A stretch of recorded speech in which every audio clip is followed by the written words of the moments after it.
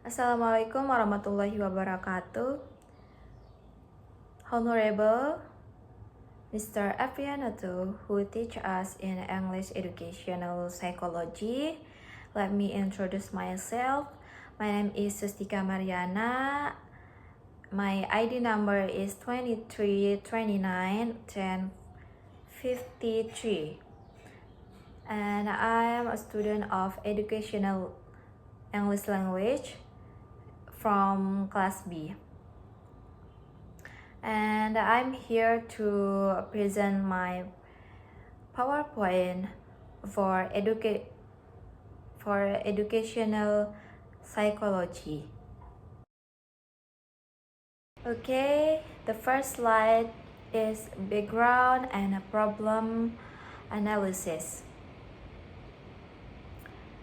There is a two of background and problem analysis. The first is theory class attention disparity. The meaning is vocational class students often show passive formal compliance in a theoretical subject, such as adaptive English. There is a fragmentation of focus and decrease in intrinsic interest due to the instructional methods dominated by exposure to linear monologues. And the second is device distraction and domestic devices. The meaning is the use of non-academic gadgets in the classroom appears as a discursive action or active escape from saturation. Family socioeconomic limitations have an impact on the lack of control and impact on the lack of directional academic guidance while at home. Okay, the next slide is theoretical foundation and research design. There is two of theoretical foundation and research design. And the first is synthesis of theoretical framework. Of synthesis of theoretical framework, there is a two. The first is cultural historical approach and discursive psychology. The first is cultural historical approach. The development of student motivation does not grow independently but is socioculturally mediated by the domestic environment and peer groups. And the second is discursive psychology. Assessing saturation is not a passive enough mental condition, but an active communicative action of students through the use of everyday language. Okay, the second of theoretical foundation and research design. The second is case study methodology. There is a two of case study methodology. The first is descriptive qualitative design and the second is data instrument. Okay, descriptive qualitative design. And in that case, study to dissect students' natural behavior in the classroom. And the meaning of data instrument in this slide is a file note from class participatory observation, semi-structured interviews with the teacher council, BK or counselor, and attendance logbook analysis. Okay, the third slide is finding student environmental profile. The meaning of finding student environmental profile is real socio-cultural barriers. There's two of real socio-cultural barriers here. And the first is domestic gradients deficit. And the second is peer subculture. The meaning of domestic gradients deficit in real sociocultural barriers is parents with busy working hours trigger a permissive parenting pattern without targeted gradients. Maksudnya di sini adalah keluarga dengan kerjaan kayak ukiran, tanpa ukiran dan target gradients. Oke, selanjutnya di sini ada peer subculture. Group pressure impels extreme academic adherence as popular. The last is instant digital existence.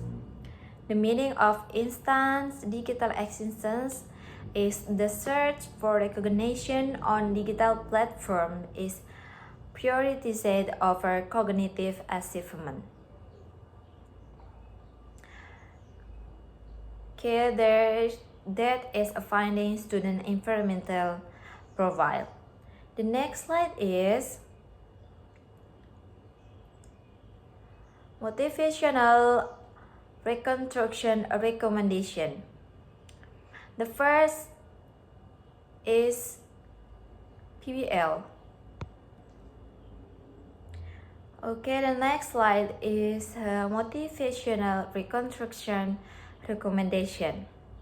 There is a tree of motivational reconstruction and recommendation. The first is PBL learning. The second is BK council cooking, and the third is family partnership. Okay, the first is PBL learning. The meaning of PBL learning here is living the one-way lecture, applying problem-based learning or PBL, and integrating gadgets as a collaborative learning tool.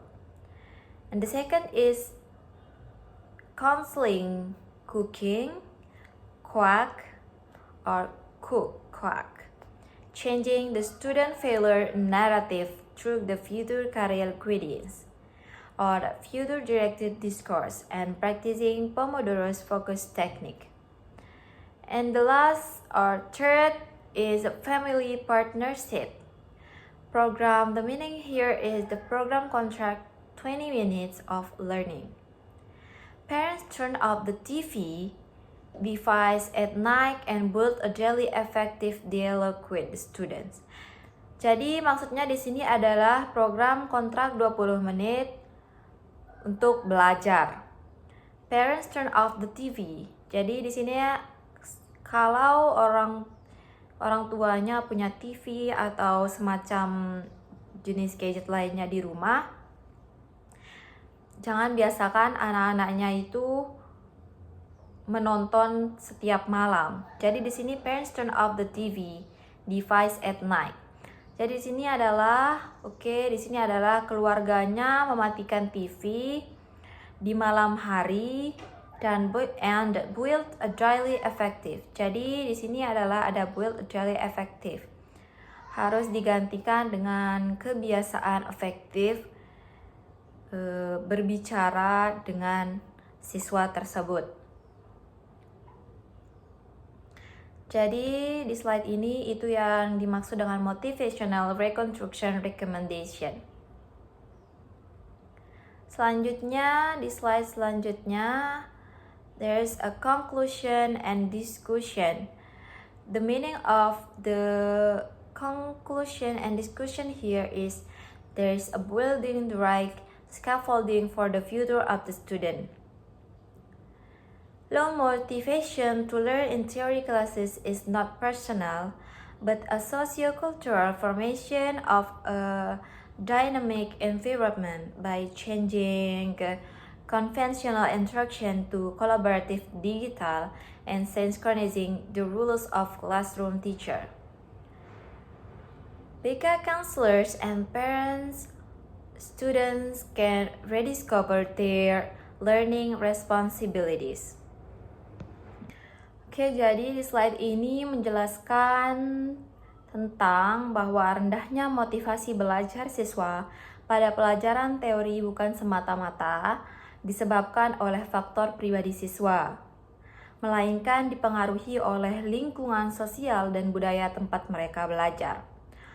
Oleh karena itu, Diperlukan perubahan dalam proses pembelajaran, yaitu yang pertama mengubah metode pembelajaran yang masih konvensional menjadi pembelajaran kolaboratif berbasis digital, sehingga siswa lebih aktif dan tertarik untuk belajar. Yang kedua adalah di sini maksud dari conclusion and discussion di sini adalah menyelaraskan peran semua pihak yang terlibat dalam pendidikan, yaitu guru mata pelajaran, guru BK atau bimbingan dan konseling, dan orang tua. Jika semua pihak bekerja sama dan memberikan dukungan yang tepat, maka siswa akan kembali menyadari tanggung jawabnya dalam belajar, memiliki motivasi yang lebih tinggi dan lebih siap menghadapi tantangan di masa depan.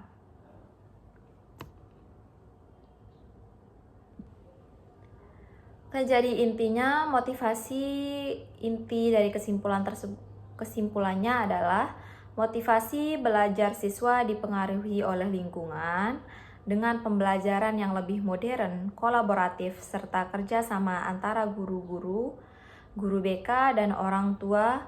Motivasi dan tanggung jawab belajar siswa dapat meningkat. Mungkin that's all from me, and if there's mistake,